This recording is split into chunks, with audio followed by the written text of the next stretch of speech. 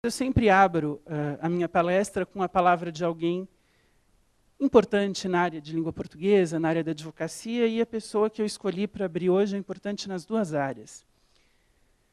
É o Rui Barbosa, que dizia o seguinte, uma das grandes citações, ou uma das muitas grandes citações do Rui Barbosa. Se quereis medir o adiantamento de um povo, não há mister fazer estudos estatísticos. Perguntai quantas gazetas lê. Por que eu trouxe essa citação? Porque não adianta nós falarmos aqui sobre coerência, sobre coesão, sobre ferramentas para um bom texto, se vocês não tiverem a leitura como prática. As ferramentas, elas são instrumentos teóricos, mas a teoria não vale sem a prática. Normalmente, a gente aprende muito teoria. Teoria na escola, na faculdade. Vai lá, faz uma prova, tira uma boa nota, mas a gente sabe que se essa teoria não for praticada, a gente esquece. E na área de língua portuguesa, a melhor maneira de praticar a teoria é a leitura.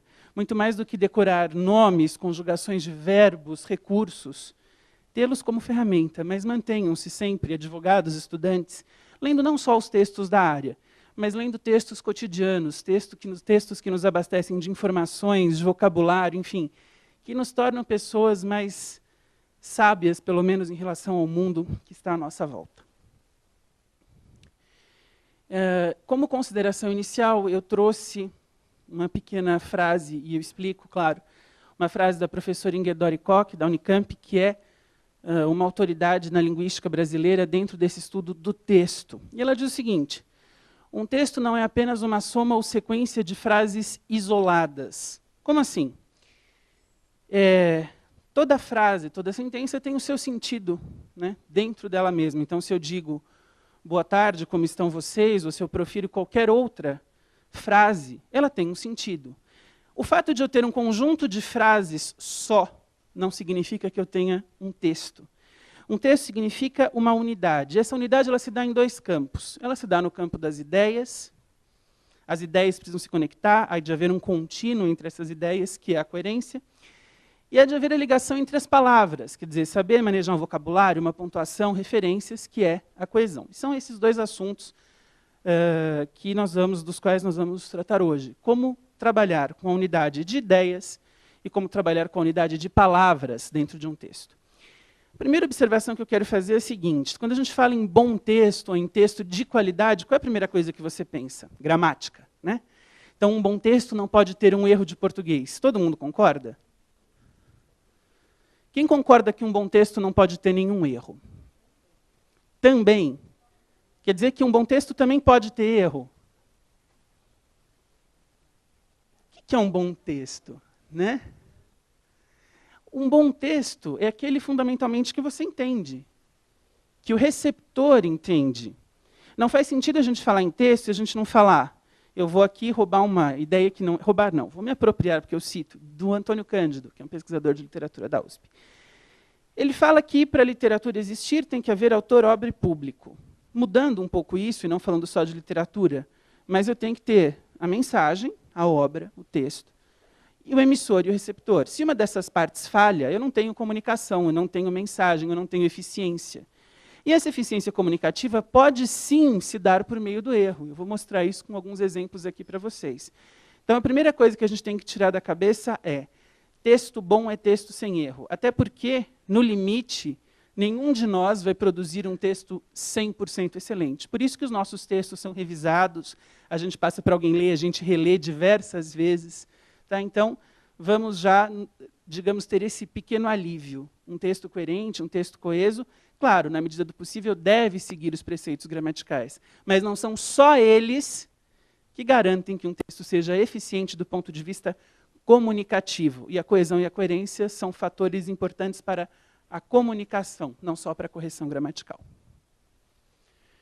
Vejam um exemplo de correção gramatical, mas de problemas de entendimento. O exemplo do Luiz Antônio Marcuschi, da linguística aqui do Brasil também. João vai à padaria. A padaria é feita de tijolos. Os tijolos são caríssimos também, os mísseis são caríssimos. Os mísseis são lançados no espaço. Segundo a teoria da relatividade, o espaço é curvo. A geometria riemanniana dá conta desse fenômeno.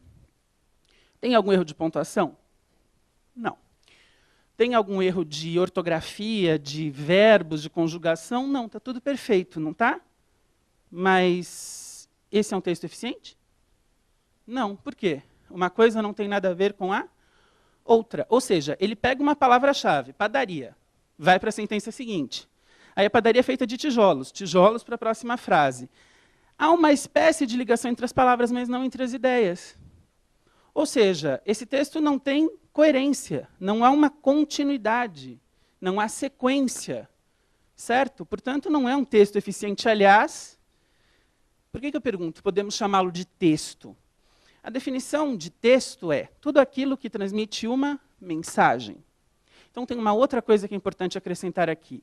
Texto não é só o que utiliza a palavra escrita ou falada. Por exemplo, muitos de vocês devem ter vindo para cá de metrô, não? Uhum. Imagino que o metrô deve estar um pouco cheio. Também. Aí você entra no metrô, a moça entra no metrô com aquela roupa social toda bonita, alguém vai lá e dá um pisão no meio do pé dela, porque o metrô está muito cheio. Aí ela vai dar um grito, né? Vamos fingir que ela vai dizer ai. Tudo bem. Se ela diz ai e a pessoa percebe ela dizendo ai, ela não comunicou? Ora, é um texto. Ou se ela faz um gesto, a pessoa faz um gesto para pedir desculpa. Eu não estou usando a palavra escrita ou a palavra falada, mas eu me comunico. Símbolos, sons, placas de trânsito, tudo é texto, quadros, fotografias. Ora, você não entende um quadro de um vaso de flores e um quadro de uma cena de guerra da mesma maneira. Porque se eles não fossem textos, seriam todos iguais, certo? Então, eles transmitem mensagens diferentes. O problema desse pequeno trecho é que mensagem ele transmite? Então, eu não vou advogar a favor de um lado ou outro, mas há um debate. Se texto é só o que transmite uma mensagem, aí não há uma mensagem.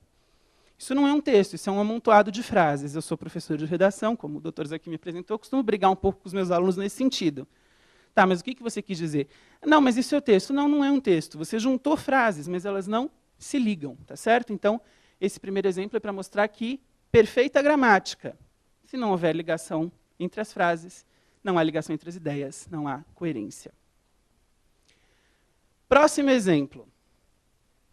Gostaríamos de expressar em júbilo nosso agradecimento mais sincero pelo envio de um grande sortimento de mudas de pacobeira que certamente cobriu a gama esperada para a realização satisfatória de nossa mais recente pesquisa sobre a modificação genética em árvores que oferecem frutos para degustação humana. Legal. Bom, aqui tem sentido. Vocês podem não ter percebido, mas tem. Não tem problema de pontuação, não tem problema de regência, de crase, de nada. O que está atrapalhando aqui para vocês entenderem? Além de ser um período muito grande, o vocabulário está 100% tranquilo para todo mundo? Temos um outro problema, então. O primeiro exemplo não tinha unidade de ideias. Este tem. Isso aqui, esse pequeno trecho tem um sentido claro que eu já explico para vocês. Só que eu não entendo o que o autor diz. Então, como eu coloquei ali, eu tenho uma espécie de empáfia das palavras, ou seja, aquela ideia também errada de que escrever bem é escrever difícil, não só corretamente. Então, eu tenho que usar um vocabulário perfeito, né, a moda parnasiana, como fazia lá o Olavo Bilac, para o meu texto ficar bonito e para ele ter um prestígio social. Também não. Principalmente na área do direito, hoje há um forte movimento para que o advogado escreva de maneira compreensível dentro do padrão da lei, claro, mas de maneira simples, de maneira que todos entendam o que ele quis dizer. E até o contrário disso. Às vezes, profissionais de todas as áreas, inclusive do direito, tentam escrever esses textos tão difíceis, tão bonitos, e acabam se perdendo, né? Acabam cometendo erros por falta de domínio justamente daquele vocabulário. Então, aqui eu tenho a dificuldade de vocabulário, e a ideia que eu quero passar para vocês é, sejam simples. Primeiro, não usem um vocabulário que não dominam. Domínio de vocabulário vem com leitura. Dominou aquela palavra? Ah, então eu sei o que é pacobeira. Aliás, alguém sabe o que é pacobeira? Bananeira. Então, eu sei que pacobeira é bananeira, você falando por aí, mas meu receptor vai entender? Esse é um detalhe importante para o advogado. Não adianta ele escrever esse texto, tem coerência? Tem. Tem ligação entre as palavras, a pontuação está correta? Sim. Mas para quem? só para quem escreveu? Cadê o receptor? Cadê aqueles 3 pontos dos quais eu falei no comecinho? Tá certo? Então, você, advogado, preste atenção. Quando você está falando com um juiz, você tem um padrão de escrita. Quando você está no tribunal, defendendo a sua argumentação, quando você redige o processo, e quando você fala com o seu cliente, por mais que o objeto seja o mesmo processo, o mesmo caso, você não vai poder falar do mesmo modo, a depender do cliente, a não ser que seja um cliente que conheça muito bem as leis ou a fraseologia padrão. As profissões, elas têm, assim como a minha, de vocês e de qualquer pessoa que a gente perguntar, certas expressões, certas frases, mas que elas são comuns somente àquela profissão. Por mais certas que estejam ali dentro, fora daquele contexto, elas se perdem. Certo? Muito bem. De maneira análoga, mostrei para vocês que um texto dentro do padrão nem sempre é compreensível. O erro também vale, ou seja, o texto pode estar dentro do padrão e não ser compreensível, estar fora do padrão e ser compreensível, muito mais do que aquele texto perfeito do ponto de vista gramatical. Por exemplo, nós estamos bem no centro de São Paulo. Se vocês dão uma passeada aqui pela região, vocês vão ver gente que, de repente, começa a vender alguma coisa na rua ou a demonstrar alguma coisa e se aglomera aquela gente em volta e a pessoa consegue vender, não consegue? Ora, todo texto tem um objetivo. Você vai, advogado, quando estiver perante um tribunal, defender o seu cliente. Você vai querer absolvê-lo de algo, você vai querer que, por exemplo, o filho receba uma pensão. Né? Objetivos são diferentes, mas toda a comunicação tem um. E o que prova a eficiência dela é o objetivo ser atingido. Se o vendedor de rua fala errado do ponto de vista gramatical, mas vende, comunicação 100% eficiente, objetivo atingido. Tá certo? Durante muito tempo, quando eu comecei a dar aula, a gente faz umas loucuras por aí, eu dava aula em Jundiaí, eu ia de trem, eu não dirigia na época, então era uma aventura, eu tinha que sair super cedo daqui de São Paulo. Mas era legal porque, na época, apesar de já ser proibido, tinha muita gente vendendo coisas nos trens de São Paulo. E era interessante porque eles lançavam mão disso, eles não tinham esse domínio da certidão vocabular, mas todo mundo comprava, porque uma vez eu estava chegando na Estação da Luz e entrou um cara rimando, falando, pessoal, ajuda eu, que meu cachorrinho morreu, eu chocotrem enquanto o guarda não vem, mas 50, 3 real para ficar tudo legal. As pessoas compraram chocolate, não necessariamente porque elas queriam chocolate, mas a rima que o cara fez motivou as pessoas. Portanto, ele foi eficiente. E aí eu quero trazer 2 exemplos para vocês, para a gente já, então, terminar essa parte introdutória, que é um exemplo literário e um exemplo musical. Para vocês verem que nós não estamos sozinhos, né, na hora de errar, então a gente pode respirar feliz, porque teve muita gente que hoje é considerada gente boa, que também trabalhou com isso. E o primeiro exemplo da literatura é Guimarães Rosa. O grande Guimarães Rosa, escritor do Sertão de Minas, que trabalhava nos seus livros a linguagem da sua gente. Inclusive chegando a cunhar palavras não dicionarizadas, os tais nos neologismos, porque, segundo ele, representavam muito melhor aquele povo que ele queria retratar. Ora, não faria sentido para um Guimarães Rosa escrever na variante padrão, concordam? Assim como não faria sentido para os autores que tratam de regiões específicas. Então, se você pegar um Jorge Amado, ele vai ter o vocabulário da sua Bahia, o Guimarães Rosa de Minas. O Érico Veríssimo vai tratar mais das coisas do Sul. Assim como o Mário Quintana, que, aliás, ontem foi aniversário de nascimento de Mário Quintana. Então, eu gostaria de ler esse trechinho. Eu não vou me ater muito à obra em si, mas eu gostaria de chamar a atenção, e vocês, enquanto acompanharem comigo, vejam o que vocês notam de diferente em estrutura de frase. Okay? Miguelinho olhou, nem não podia acreditar. Tudo era uma claridade, tudo novo e lindo e diferente, as coisas, as árvores, as caras das pessoas. Vi os grãozinhos de areia, a pele da terra, as pedrinhas menores, as formiguinhas passeando no chão de uma distância, e tonteava. Aqui, ali, meu Deus, tanta coisa, tudo. O senhor tinha retirado dele os óculos e Miguelinho ainda apontava, falava, contava tudo como era, como tinha visto. Mãe esteve assim assustada, mas o senhor dizia que aquilo era do modo mesmo. Só que Miguelinho também carecia de usar óculos dali por diante. O senhor bebia café com eles. Era o doutor José Lourenço do Curvelo. Tudo podia. O coração de Miguelinho batia descompasso. Ele careceu de ir lá dentro contar a Rosa, Maria Pretinha, Mentina. A Chica veio correndo atrás, mexeu. Miguelinho, você é piti cego? E ele respondeu, Donazinha. Vejam, isso é um trechinho, um capítulo que se chama Miguelinho vai buscar a luz de seus olhos, em que o menino Miguelinho, que era o mais novo da família, descobre que não enxergava direito graças a esse visitante, que o encontra na porteira e vê que ele não é limpo de vista, na expressão que ele mesmo usa. Logo na segunda frase, nós temos algo que nos parece estranho para o falante do dialeto paulista, paulistano como nós. Nem não podia acreditar. Normalmente nós usaríamos primeiro o advérbio de negação, não podia nem acreditar. Ele trabalha com a ênfase, uma palavra, as duas negações, uma ao lado da outra. Aqui a gente tem a transcrição da linguagem, ou praticamente uma transcrição da linguagem oral, que faz sentido para a literatura. Vejam que ele demora a usar pontos finais. Por quê? Qual é a situação? O menino não enxergava. Ele pôs os óculos. Ele começou a ver tudo, portanto, ele reproduziu isso na literatura. Viu os grãozinhos de areia, a pele da terra, as pedrinhas menores, tudo que ele viu de uma vez, aquele encanto, aquela rapidez toda da criança. Eu pergunto para vocês, faria sentido tudo isso numa linguagem padrão, com as pausas, a pontuação perfeita, o vocabulário que manda a gramática normativa? Não. Você deixou de entender o texto do Guimarães Rosa? Vocês já viram, tem uma coisa que eu acho um tanto quanto estranha. Alguém vai regravar Luiz Gonzaga. Aí ele corrige Asa Branca, né? Ele vai lá e diz, quando olhei a terra ardendo com a fogueira de São João, eu perguntei a Deus do céu por que tamanha judiação, que braseiro, que fornalha. Não. É quando olhei a terra ardendo, que braseiro, que fornalha, nenhum pé de plantação mesmo. É assim que ele se expressa. Mas, mais uma vez, volto ao contexto. Quem ele quer atingir, o que ele quer mostrar. E na nossa comunicação, ou a gente pensa nisso, ou a gente pensa no receptor, ou o nosso texto não funciona. Mais algumas coisas, quando ele diz, o coração de Miguelinho batia descompasso, em vez de descompassado, certo? Piti cego quer dizer ceguinho, cegueta, enfim. Temos vários exemplos, não de acordo com o padrão, mas tranquilos em termos de compreensão.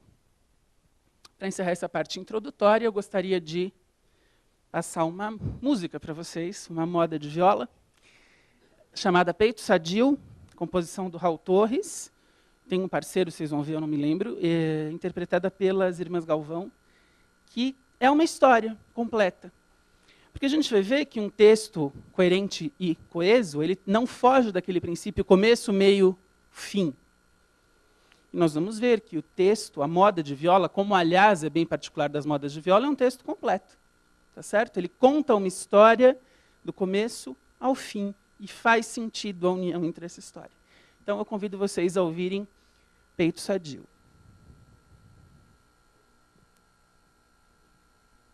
Tá? Só um minutinho.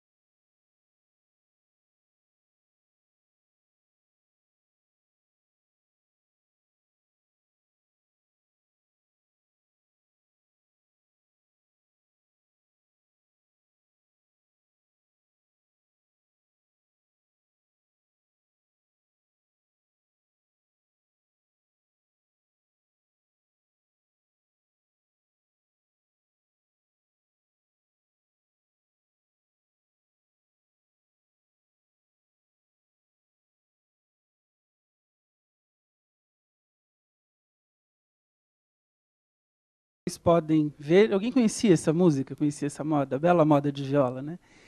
A história está aí, está toda completa, desde a hora em que houve o convite para a disputa de violeiros, como eles aceitaram, quanto eles se empolgaram, eles foram, eles venceram, a reação das pessoas. Eu não posso nunca dizer que esse texto não tem coerência nem coesão, tem os dois. Eu entendo uma sequência de ideias, entendo a sequência de palavras. Pode não estar dentro da formalidade. Muito bem. Então, como dissemos, o primeiro aspecto que todos nós, ao produzirmos um texto, aí eu já estou entrando no domínio do texto escrito. Qualquer texto, mas vamos, né, fechar um pouquinho, porque senão a discussão voa longe. É o nosso público. Então, nós temos que projetar o público que vai ler o nosso texto. Como assim projetar? Para quem eu estou escrevendo? Bom, eu sou um advogado, estou escrevendo a defesa do meu cliente, ou eu estou planejando o que eu vou falar na hora do tribunal, do processo. Quem eu quero atingir? Bom, se eu vou argumentar no tribunal, se é um tribunal de júri, que estratégias eu tenho que ter para convencer os jurados? Que palavras fazem mais efeito? Como eu vou mexer com esses jurados? E a gente sabe que o bom advogado precisa disso, ele precisa saber, dependendo do caso, sobretudo se é um caso de repercussão pública muito grande, atingir a emoção do jurado. Porque o jurado, na maioria das vezes, na imensa maioria das vezes, é um leigo na lei. Ele não vai prestar atenção no código, no número do crime ou no tipo de pena. Mas ele tem que se convencer que aquele sujeito, aquele réu é culpado. Ou ele se convence disso, ou então o advogado de acusação terá o seu trabalho malogrado. Da mesma maneira, o advogado de defesa. Então, o embate de estratégia argumentativa ali é muito grande. Para isso, ele tem que saber quem é o jurado. Ele vai olhar para aquele jurado e o advogado rápido já vai ter que perceber como ele atinge aquele jurado para ter sucesso, então, na demanda dele. Bom, você está agora, advogado, se preparando para falar com o seu cliente sobre o andamento do processo. Você não vai precisar ter a estratégia de emoção para convencer um jurado. Você vai ter que deixar claro para o seu cliente que seu trabalho é eficiente. O advogado tem que... A primeira coisa, ou ele nem precisa ainda estar, né, no processo. Quando o cliente chega ao seu escritório, você precisa mostrar para ele que você é a pessoa indicada para aquele caso. Também, como você vai falar com esse cliente, como você vai se apresentar, né? Então, projeção de público. Eu vim dar essa palestra para vocês. Não resolveria eu pegar esse mesmo tema e usar dentro dos termos que eu aprendi na universidade. Seria extremamente específico. O objeto seria o mesmo, eu falaria a mesma coisa. Mas nem todo mundo é obrigado a ter feito letras, como eu fiz, ainda bem, né? E aí não funcionaria usar esse tipo de variante. Então, projeção de público. Quem? Aí vocês vão pensar, bom, e se eu não tenho um público específico? Porque acontece, às vezes você produz, por exemplo, um artigo para publicar, uma palestra. Eu não sei exatamente quem é, então eu projeto um auditório. Quem é meu público? É um leitor que conhece? É um público ouvinte, um público leitor que conhece aquele assunto? Em que medida eu posso ou não me aprofundar? Que tipo de palavras eu tenho que utilizar? O que eu preciso explicar? Eu falo muito isso para os meus alunos. Por exemplo, se você está trabalhando na área de educação, vou só pedir licença para sair um pouquinho aqui do direito. Se você trabalha com um instituto como o IBGE ou como o MEC, você não precisa explicar o que é MEC e o que é IBGE para o seu leitor, se ele é um leitor médio, mas você entrou num conceito específico, analfabeto funcional, explica. Explica que aquela pessoa que lê e que escreve, mas não compreende necessariamente tudo que lê ou que escreve. Fazendo essa projeção, você já tem uma garantia. Por mais que a pessoa não concorde com você, pelo menos ela entende o que você diz. Você utilizou uma linguagem que vai atingir o seu receptor, e atingindo esse receptor, as suas chances de ter sucesso são muito maiores. Então, existem dois grandes mecanismos que norteiam qualquer texto, seja um artigo, seja um processo, seja um texto narrativo, seja a sua exposição diante de um tribunal. Seleção e combinação de ideias ou de palavras. Ou seja, seleção, o que eu preciso falar, o que eu preciso escrever, o que eu posso deixar subentendido e o que eu não tenho que mostrar. Porque nós temos uma variante de dados sempre à nossa disposição. Nem todos nos servem, nem todos nos são úteis. Selecionei. Aí eu combino. Lembra do primeiro exemplo da padaria e dos tijolos? Qual é o problema ali? Não é a seleção de palavras. Todas as palavras estão corretamente aplicadas e as frases, enquanto entes isolados, fazem sentido. Mas elas não estão combinadas, elas não produzem um todo. Tá? Então, a partir desses dois mecanismos de seleção e combinação, a gente pode começar a falar, então, da coerência, que é a ligação entre as ideias. Voltando à professora Ingeborg Koch, da Unicamp, num livro que se chama Coerência Textual. Aliás, ela tem 2 livros muito interessantes, um chamado Coerência Textual, outro chamado Coesão Textual. Coerência é escrito com o professor Luiz Carlos Travalha e o Coesão é só da professora Ingeborg. Ela diz o seguinte: a coerência está diretamente ligada à possibilidade de estabelecer um sentido para o texto. Vejam, para o texto como um todo. Deve ser entendida como um princípio de interpretação ligado à inteligibilidade numa situação comunicativa. Esse sentido, evidentemente, deve ser do todo, pois a coerência é global. Muito bem. Isso já está claro. Agora, que estratégias ou o que nós podemos fazer para garantir um texto coerente, sem quebras nem contradições? Qual é a diferença entre uma quebra de raciocínio e uma contradição? Quebra é simplesmente você interrompe a linha, você começa a falar de outra coisa. Dependendo do texto, é uma estratégia. Por exemplo, isso vale muito para a literatura, né? Vocês já leram livros do Machado de Assis, imagino. No meio do enredo, ele simplesmente interrompe e ele começa a falar com o leitor. Um assunto que não tem nada a ver com o que ele estava falando antes.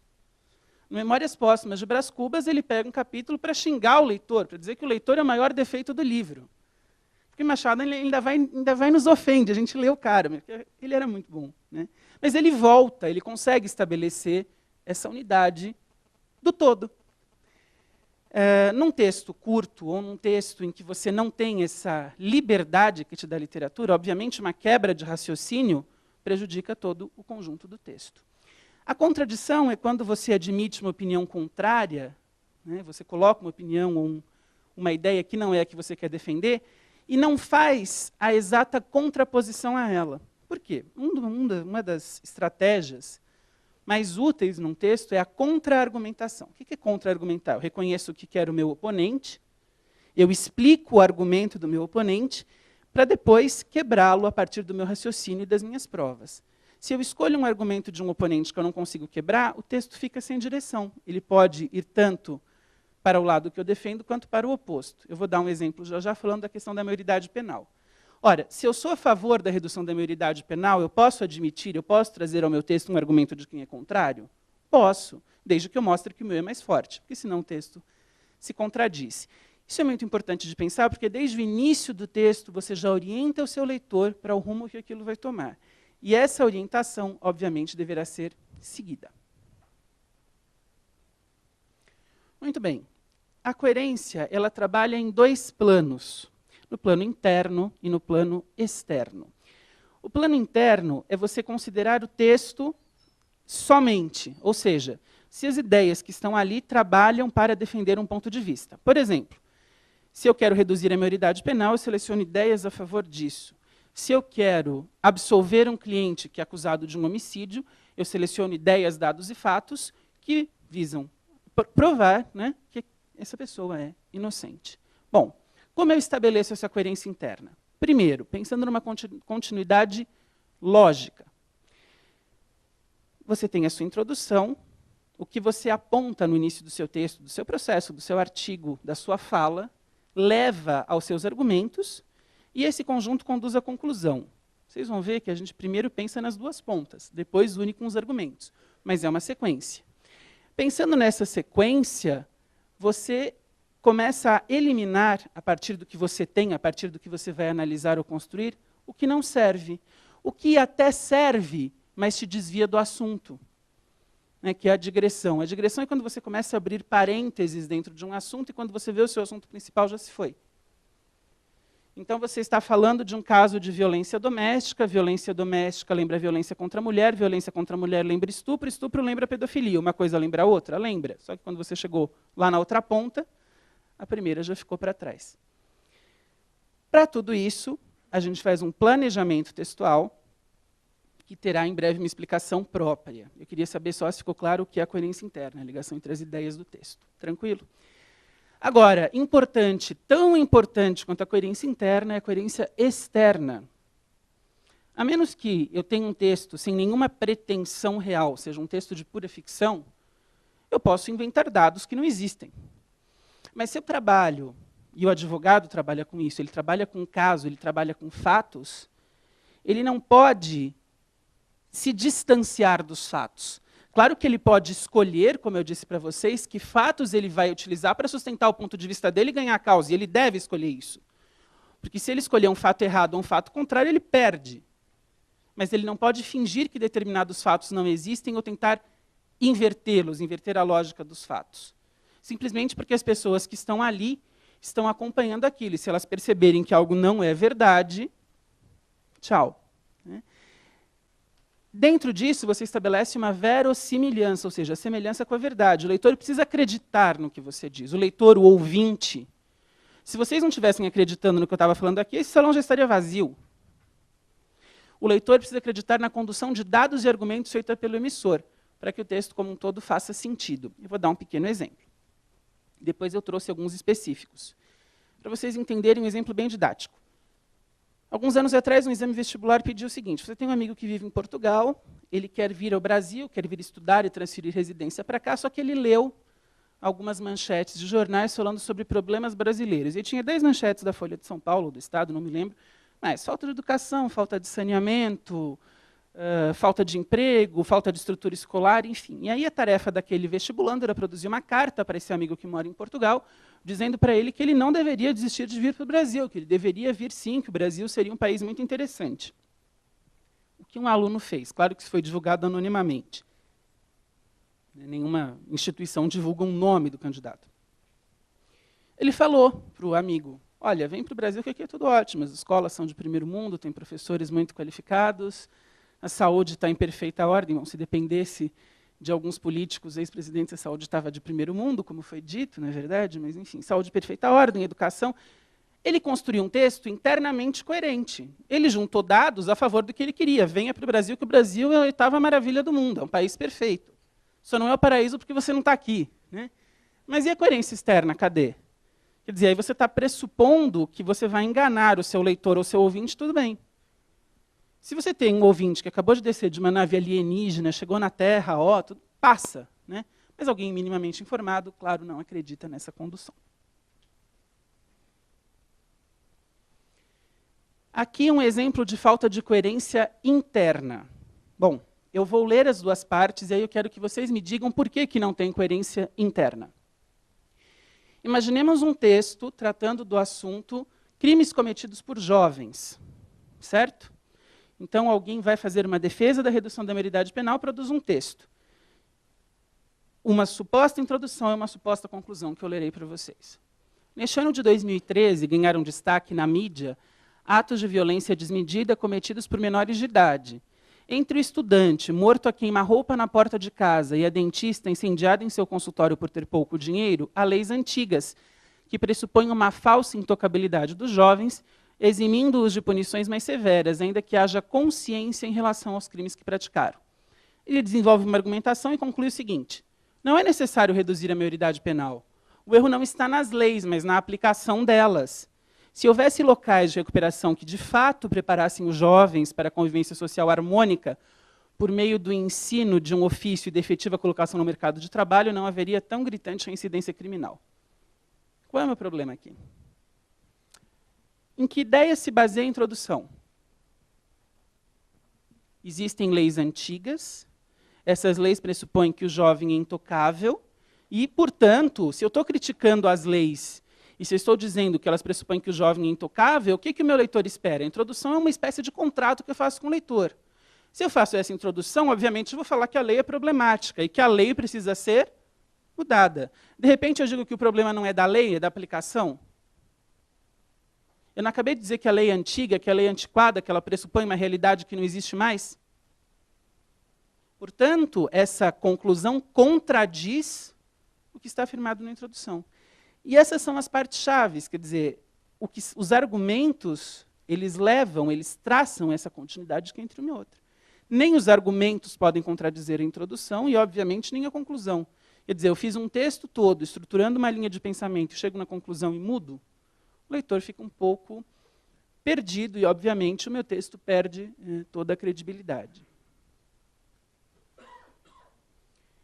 Exemplo de falta de coerência externa, aí não é um texto, é um caso.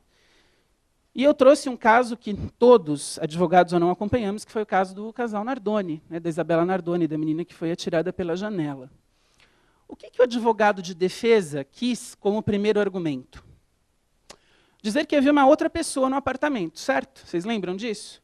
Ele disse, não, chegou uma outra pessoa, o Alexandre e a Ana Carolina estavam na garagem, essa outra pessoa entrou, invadiu o apartamento e jogou a menina pela janela. Aí veio a perícia. E a perícia falou, não. Primeiro, não havia pegadas nem digitais de outras pessoas que não. Pai, madrasta, Isabela e os 2 outros irmãozinhos dela. Segundo, havia câmeras de vigilância. Eles calcularam a hora que eles saíram do supermercado, chegaram do prédio, quer dizer, dentro do tempo que eles alegaram, não seria possível entrar um estranho na casa. Aí veja, ele tentou traçar uma argumentação que contradizia uma perícia oficial. Ele até contratou, eu me lembro, um perito particular, mas mesmo esse perito particular não conseguiu chegar no que ele queria. Aí ele partiu para uma outra estratégia. Mas esse foi um dos pontos que condenou a defesa dele. Tá certo? Como é que ele vai contrapor uma prova? Alguém que foi lá, que investigou, que tinha todo o aparato para isso, que é uma polícia científica, que trabalha com isso. Muito bem, faltou a coerência externa. Interna não, a coerência interna dele ele estava garantindo, eu quero provar que o meu cliente é inocente. Então ele juntou estratégias para isso, ele só se esqueceu de que os fatos eram contraditórios. Vejam que pequeno, grande esquecimento. Vamos falar então sobre o planejamento textual, para evitar esse tipo de falha. Em seguida falamos da coesão. Como é que você seleciona informações para um texto? Vamos pensar no exemplo desse advogado, para ficar fácil. Quero provar, eu tenho um cliente acusado de assassinar a própria filha atirando pela janela. E eu quero provar que ele é inocente. O que eu preciso? Planejar com algo que me traga credibilidade. Não adianta simplesmente eu jogar um dado no ar, quem pegar, pegou. Quer dizer, uma perícia, a acusação aproveitou, porque a perícia dava credibilidade ao argumento da acusação, tá certo?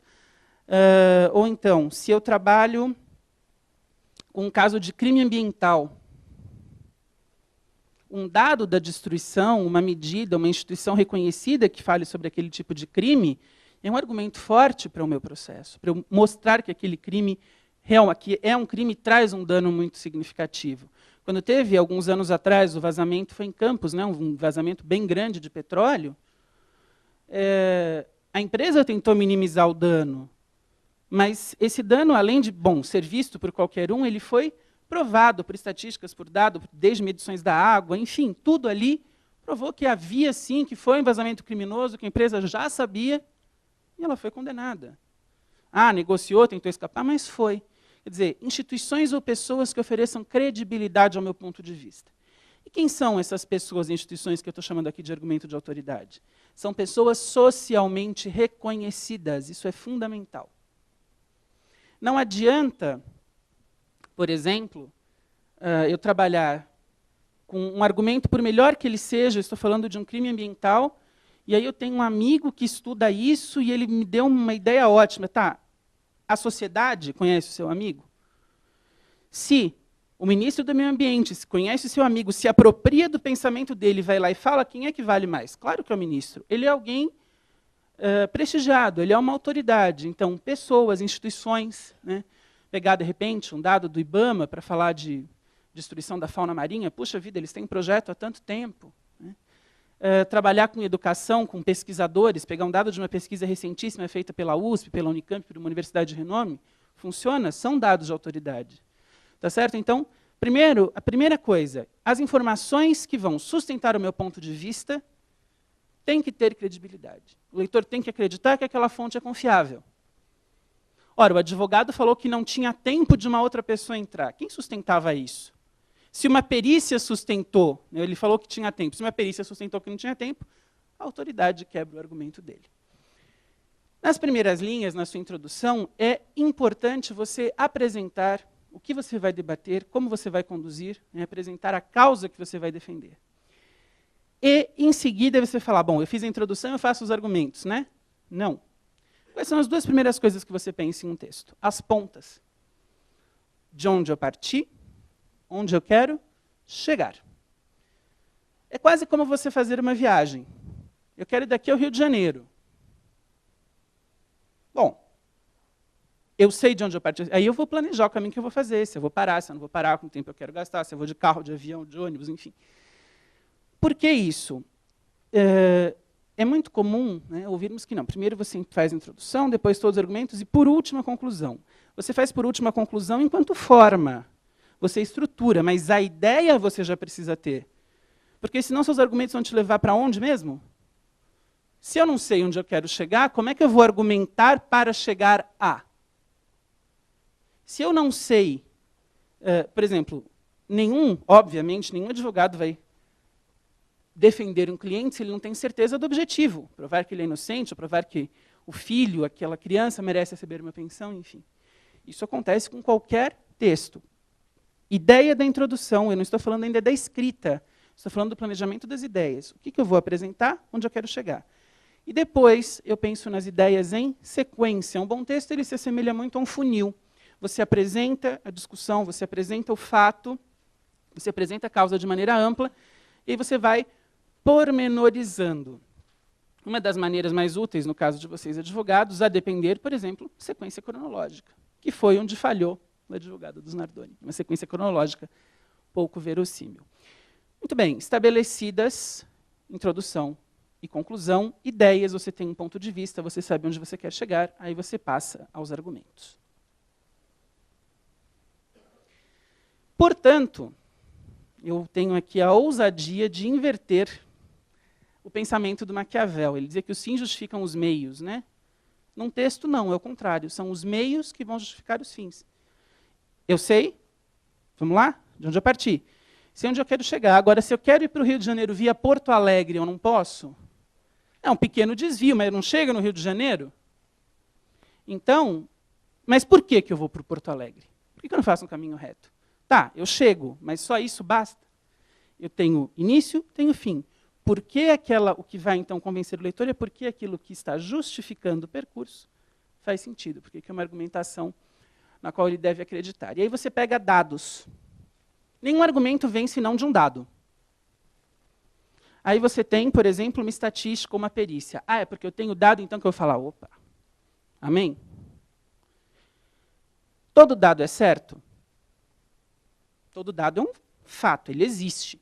Eu não posso dizer, não, essa perícia aí, furada, tchau. Mas não existe informação neutra. Veja, uma revista acusa um político de corrupção. Faz uma matéria de 10 páginas, descendo a lenha no sujeito. Tudo bem, ela investiga, ela procura, ela vai falar com delegados, ela vai investigar processos, conta bancária. Isso garante neutralidade? Não. O que garante neutralidade? As mesmas 10 páginas para a defesa. Com o mesmo afinco. E aí o leitor é que tiraria a opinião. Nenhum meio, nenhum veículo de informação, de comunicação faz isso, nem nós. O simples fato de a criança argumentar para o pai que ela merece comer um pirulito e não uma salada de alface, tá certo? Já é um ponto de vista que ela toma. Aliás, crianças são muito boas em argumentos, né? Porque no final eles partem para o berreiro, e aí tudo bem, toma o pirulito aí, fica quietinho, legal, né? Mas vejam, o advogado do casal Nardoni, ele partiu então para a estratégia. Muito bem, depois de perceber que a ideia lá da perícia ou do tempo não funcionaria, né, ele partiu, então, não a negar a perícia, mas um dos argumentos que ele usou foi, mas esses peritos já foram lá com a ideia de que os pais mataram.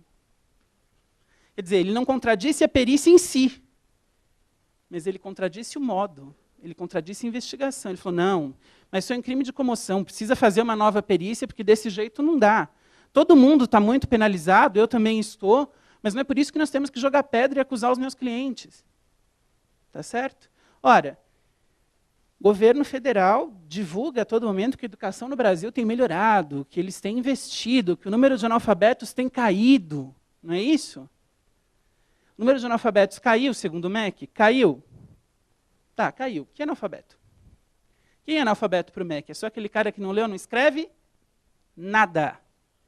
Se ele pegar o RG e desenhar o nomezinho dele, ele é alfabetizado. Por isso, aliás, que quando começaram a falar que o Tiririca era analfabeto, rapidamente a discussão foi abafada. Porque para o MEC ele é alfabetizado. Afinal, se fôssemos tirar o Tiririca por ser analfabeto, muita gente com cargo muito mais alto ia ter que rodar junto. Aí você fala, o índice de analfabetismo no Brasil hoje está em torno de 10% da população economicamente ativa. Analfabetismo total, que é o índice que o MEC usa para comemorar e falar, ei, estamos melhorando. Você pega uma pesquisa de um professor da USP, ou de um grupo de professores da USP, da Unicamp, enfim, eles vão dizer, não. Temos os analfabetos funcionais. Eles leem e escrevem, mas não interpretam. Bom, como todos vocês estão sentados, essa porcentagem gira em torno de 70% a 75% da população brasileira. A ONG Brasil Escola divulgou um dado alguns meses atrás que no ensino superior, nas faculdades, nós temos 38% de analfabetos funcionais. Bem mais que os 10% do governo, né? Vejam, o dado está lá.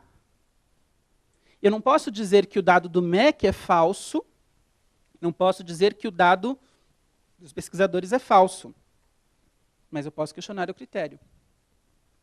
Dentro do critério, analfabeto é quem não leu ou não escreve, o dado do MEC está válido. A estratégia de um bom advogado, de uma pessoa que sabe argumentar é essa, é saber olhar para o dado e ver como é que eu posso aproveitar aquele dado para mim. Como é que eu posso aproveitar esse dado para justificar o meu raciocínio? Como é que eu posso mostrar que esse dado é tão preocupante, embora não pareça preocupante para ninguém? E aí eu vou, obviamente, atrás de provas, atrás da minha interpretação. Um argumento é essa interpretação do dado. O dado está lá para quem quiser. O mesmo dado. Pode ser entendido de diferentes formas. Sabendo que superar os dados é o primeiro princípio para convencer, interpretar, e estabelecendo essa interpretação sequencial, então a coerência se faz e é praticamente garantida, pelo menos em termos das ideias. Tranquilo aqui a coerência, até aqui, todo mundo? Então vamos começar a falar um pouquinho sobre a coesão. Aí eu trago alguns exemplos mais claros de estratégias. A coesão diz respeito à ligação entre as palavras. Como é que você liga palavras? Com pontuação, com estabelecimento de parágrafos. Aí você vai falar, bom, um bom parágrafo. É um texto de 30 linhas, 6 parágrafos de 5 linhas. Está bonito? Não. Como é que eu estabeleço um parágrafo argumentativo eficiente? Se eu der conta de apresentar um dado e interpretá-lo. Não importa que o texto não seja simétrico.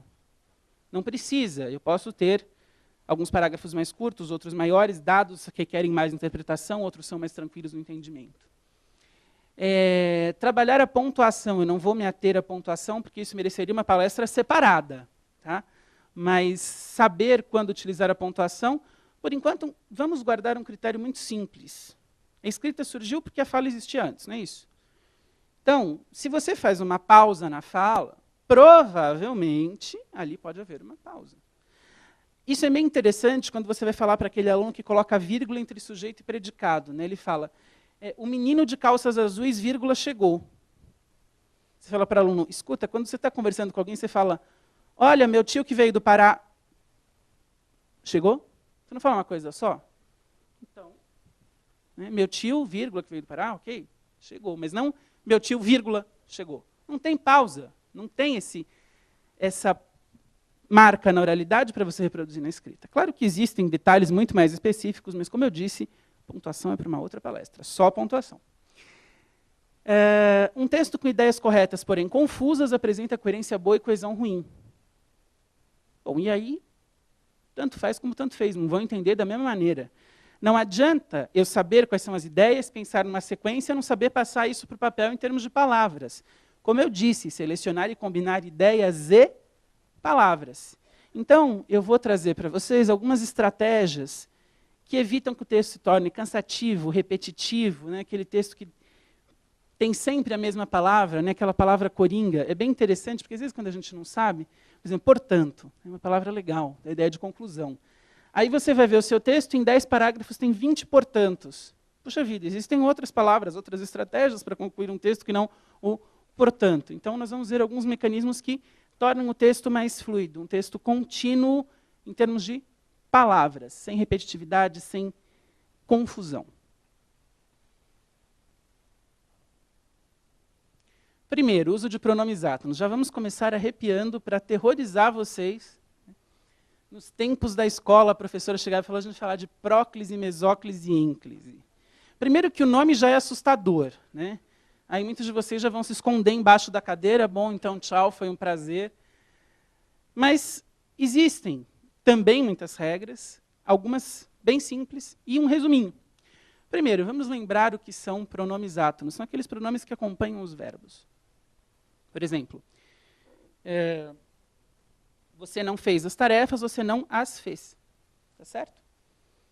Eles não têm força de palavra, eles não são uma palavra autônoma, como um pronome possessivo, como um meu, um seu.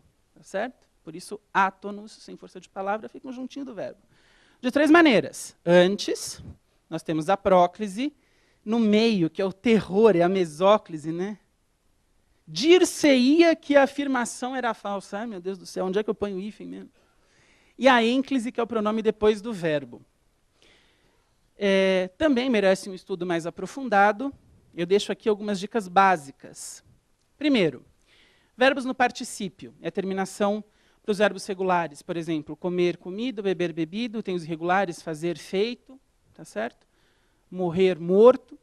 Você não pode fazer ênclise. Eu não posso dizer, por exemplo, uma formulação como havia dito-me a verdade. Dito é particípio de dizer. Não posso posicionar o pronome em relação a esse verbo. Havia-me, com hífen, dito a verdade. Aí eu posso. Não fazer ênclise a verbos no futuro. Futuro do presente, farei. Futuro do pretérito, faria. Futuro do presente, direi. Futuro do pretérito, diria.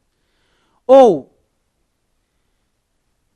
por exemplo, diria toda a verdade a nós. Mais fácil, né? Mas se eu quero usar isso com o pronome átono, dir-nos-ia. Ou não nos diria, mas não diria-nos. Se eu tiver futuro, eu não posso fazer essa construção, que no presente é muito tranquila. Por exemplo, diga-se, no imperativo, diga-se a verdade, ou faça o que era esperado, faz do verbo fazer. Né? Tudo bem, com o futuro não posso. Ou no meio, ou então, está na dúvida? Eu não sei se eu dir-nos-ia toda a verdade, não, diria toda a verdade a nós. Pronto, resolveu o seu problema. Ao iniciar orações ou períodos, não use pronomes átonos. Especial atenção aqui. Você chega para alguém e você pedir um copo d'água, como é que você fala? Me traz uma água? Né? Na fala, pode? Claro que pode. Na escrita, não. Traga-me uma água, se você está tratando a pessoa por você. Traz-me uma água, se você está tratando por tu. Aí é engraçado, né? Tem gente que sai... Uma vez eu dei uma aula sobre isso e o aluno resolveu, então, que ele ia usar na fala. Ficou bonito. Uma vez ele foi oferecer um chocolate para um colega. Ele falou, aceita um chocolate, mantém-te acordado. Se eu fosse colega, eu virava na cara, eu estou quase dormindo, eu não estou entendendo, mantém-te acordado. Mantém você acordado. A fala é muito mais permissiva porque ela é instantânea. A escrita não, a escrita é planejada. Então, quando você começa uma frase, isso é importantíssimo. Na escrita, não comece uma frase com um pronome. Se você não tiver nenhum desses 3 casos, é possível, na maioria dos outros, usar a próclise, ou seja, usar o pronome antes. Vocês vão falar, nossa, bonito, não entendi nada. Então, vamos a alguns exemplos.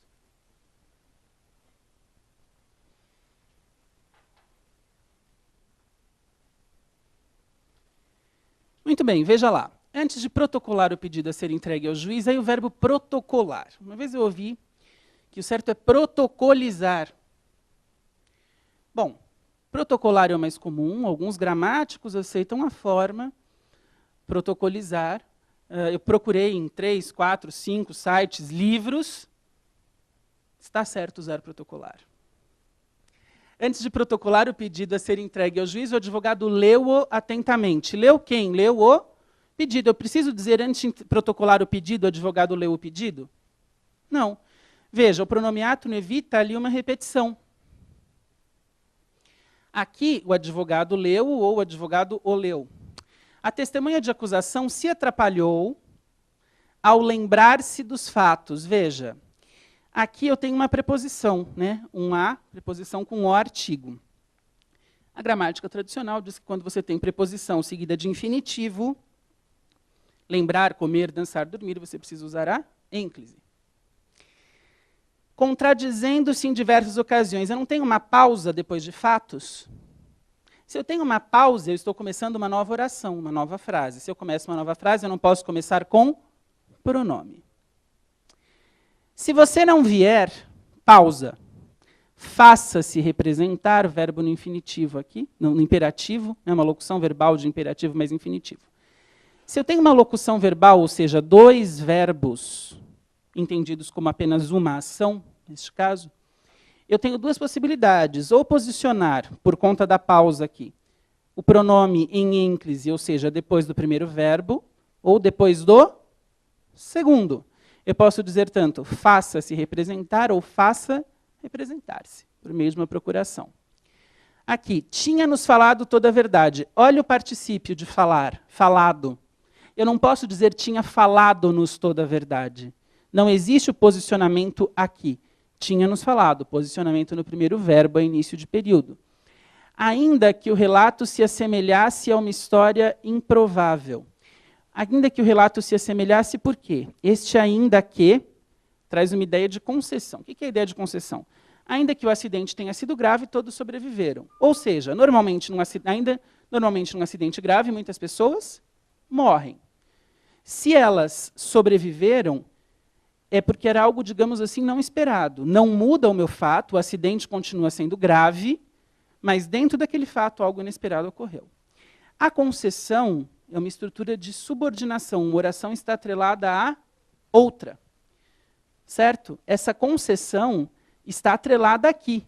Só faz sentido eu entender ainda que o relato se assemelhasse a uma história impossível se eu mostrar que ele era verdadeiro. Essa concessão, essa estrutura de subordinação, uma oração atrelada a outra, exige o pronome antes do verbo. O velho homem nada lhe havia feito de mal. Por que eu não posso dizer nada havia lhe feito? O nada é uma negação. Não, nada, nunca, jamais. Negação atrai a próclise, e o pronome tem que ficar antes do verbo. Entretanto, ela o tratou como um cachorro sarnento. Frase do Jânio Quadros. Olha aí a mesóclise. Bebo porque é líquido. Se fosse sólido, comê-lo-ia. Tenho pausa, não tenho depois de sólido? Tem uma vírgula bonitinha ali. Ó. Tenho futuro. Comeria. Comeria ele? Não. Comê-lo-ia porque eu não tenho nenhum fator que atrai. E se eu tivesse uma negação ali? Se fosse sólido, não o comeria. Aí aqui. Digam-me. Pausa. Tem-lhes parecido boa a palestra de hoje? Dois começos, não tem nenhum fator, não tem futuro, os pronomes ficam depois do verbo. Muito bem. Outra estratégia coesiva bem interessante, que é a alusão.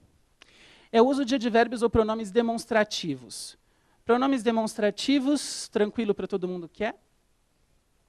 Este, esse, aquele. Aliás, vocês sabem como não confundir este, esse e aquele? Duas dicas bem simples, uma para espaço e uma para tempo. Como é que você usa este, esse e aquele falando de espaço? Este é um pronome de primeira pessoa, portanto, é tudo que está nas minhas mãos. Esse, pronome de segunda pessoa, é aquilo que está próximo, mas não ao alcance imediato das minhas mãos. E aquele é o que está mais longe. Então, por exemplo, se eu sou a referência, este microfone, certo? Essa câmera, aquela porta. Mas vejam que a relação entre o esse e o aquele depende de como eu fixo o meu referencial.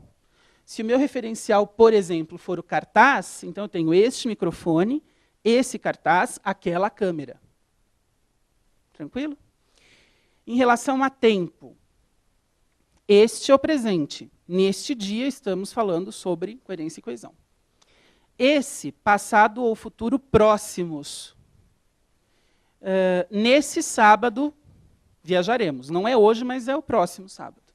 Aquele distante, né? O aquele é muito legal, quando você vai ficando uma pessoa mais sábia, né? Principalmente quando o seu presente já não é mais assim, né? Você está feliz lá do lado do seu marido ou da sua esposa por puro amor, então você fala, nossa, se lembra daquele dia em que a gente se conheceu? Casal comemorando suas bodas de ouro, se lembra daquele dia em que a gente se conheceu? Baita sacanagem, aguento você 50 anos, eu tenho que... né? Então, mas daquele dia, por quê? Passado distante. Para fazer referência, para retomar palavras. Este é o meu referente mais próximo, aquele o meu mais distante. Por exemplo, admiro Mário Quintana e Clarice Lispector. Esta, na prosa, esta Clarice. Aquele, Mário Quintana, que é o meu referente mais distante, na poesia. Tranquilo? Então vejam ali, a alusão primeira com advérbio. Assim que chegou a Porto Alegre, nosso amigo telefonou. Lá, a temperatura estava bem perto da marca de 0 grau. Lá, indicando o lugar, lá em Porto Alegre. Não preciso dizer em Porto Alegre de novo. Agora vejam.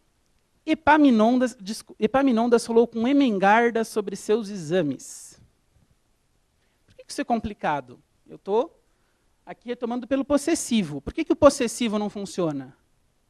Porque os seus exames podem ser tanto os exames do Epaminondas, quanto os da Emengarda, quanto ainda dos dois. Certo? Então, ele não é um pronome errado para retomada, mas aqui ele fica genérico demais e gera uma construção ambígua. Aí eu parto para o demonstrativo.